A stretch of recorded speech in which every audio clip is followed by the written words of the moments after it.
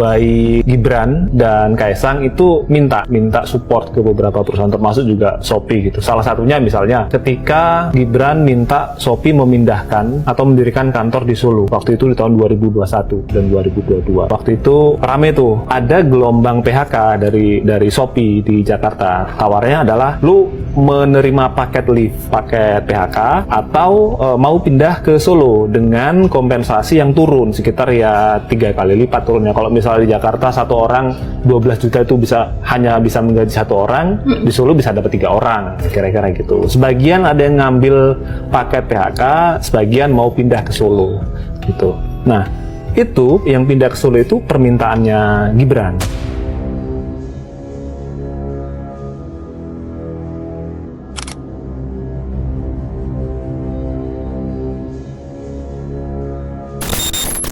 Kaesang Pangarep, dari gratifikasi sampai kasus pencucian uang, tapi kasusnya tidak kelar-kelar.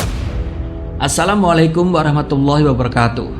Halo Sobat RJ, kali ini kita akan bahas kembali si Kaesang Pangarep yang belakangan membuat masyarakat se-Indonesia jadi heboh. Apalagi coba kalau bukan soal gratifikasi. Tapi di sini yang akan kita bahas saat ini bukan cuma soal jet pribadi, tapi juga soal bisnis gelap yang melibatkan angka-angka fantastis.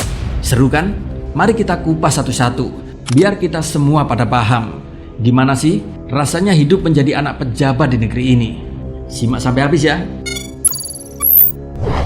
Sobat RJ semuanya, siapa sih yang gak kepingin naik jet pribadi, apalagi cuma nebeng teman?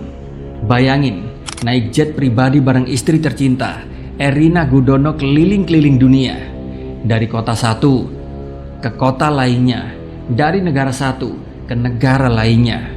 Wah, bisa jalan-jalan sambil foya-foya.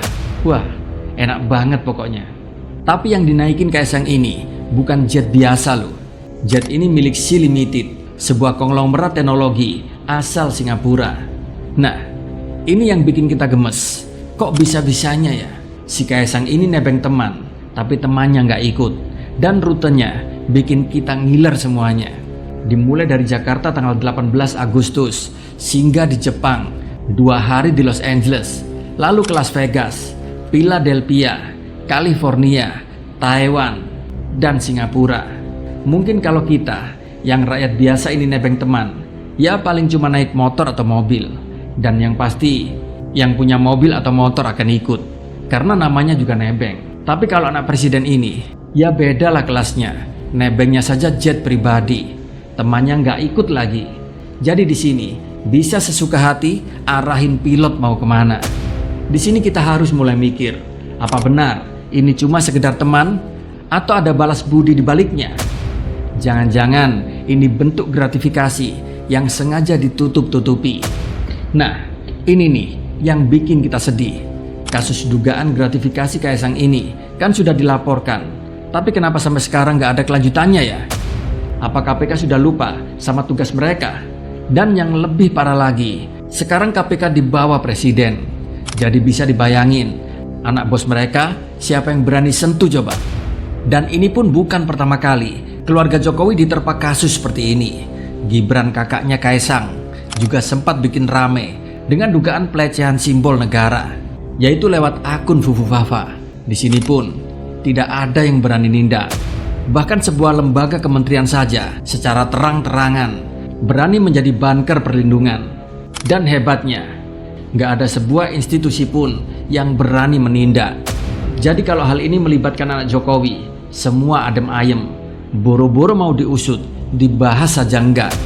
Mari kita lihat pernyataan si Budi hari ini. Itu udah kita baca itu memang bukan aslinya apa enggak? Apa cawapres, mas wapres. Apanya? Tapi itu memang dipastikan mas wapres. Tapi kan itu Gibran. bukan. Berarti akun siapa Pak? Kita nggak tahu, tunggu lagi. Tunggu aja ntar ada waktu. Padahal kita semua tahu kan, hukum itu katanya adil. Semua haruslah sama di mata hukum. Tapi kok kayaknya anak presiden beda ya? Dan kasus pelaporan Kaesang ke KPK ini bukan kali pertama. Beberapa waktu yang lalu, Kaesang juga dilaporkan atas dugaan kasus pencucian uang. Kasus ini berawal dari Kaesang Pangarep pernah beli saham di frozen food yang senilai 92 miliar rupiah. Nggak kebayang deh, uang segitu didapat dari mana coba? Usahanya saja banyak yang gagal, banyak yang bangkrut. Terus dari mana duitnya? Dan sepertinya KPK tidak proaktif mengusut kasus ini.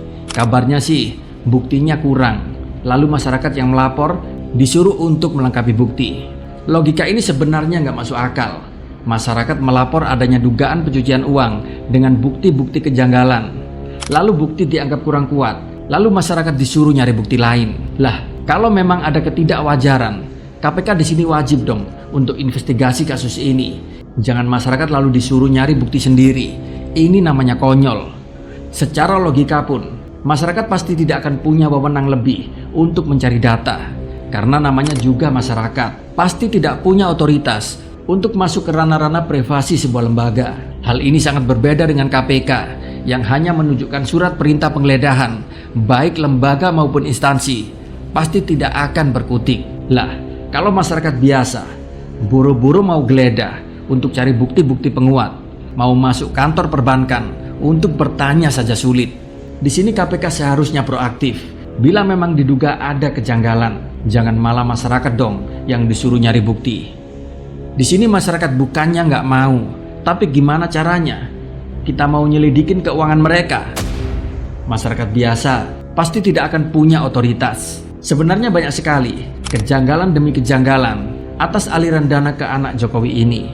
Kaisang dan Gibran ini pernah gabung bisnis dengan anak petinggi PTSM, perusahaan besar yang pernah menjadi tersangka kasus pembakaran hutan.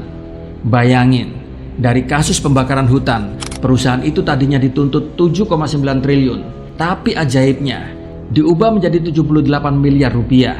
Dari yang tadinya 7,9 triliun jadi 78 miliar rupiah. Ajaib kan?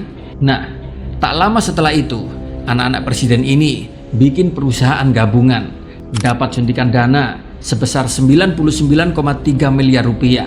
Keren gak? Di sini ada dugaan, bukan cuma satu kali, tapi 2 kali mereka dapat kucuran dana besar. Ini jelas banget ada aroma kolusi, korupsi dan nepotisme alias KKN yang semakin kental di sini. Tapi KPK lagi-lagi diam akan hal ini. Masyarakat melihat banyak kejanggalan, tapi disuruh mencari buktinya sendiri. Jadi anak presiden memang keren ya. Dan kita juga nggak bisa lupa dengan aksi DPR yang nyaris meloloskan undang-undang pilkada yang bakal memuluskan langkah Kaisang menjadi calon kepala daerah. Dengan terang-terangan atau cetowelo-welo, aturannya sudah jelas-jelas diubah biar Kaisang yang belum cukup umur bisa ikutan pilkada. Tapi untungnya ada adik-adik mahasiswa kita saat itu yang tidak tinggal diam. Mereka turun ke jalan-jalan, demo besar-besaran di banyak kota di Indonesia, sehingga DPR pun gagal untuk melegalkan undang-undang yang bisa melanggengkan politik dinasti Jokowi. Tapi kita nggak boleh lengah. Kalau aturannya bisa dirubah begitu, kapanpun pasti bisa terjadi lagi.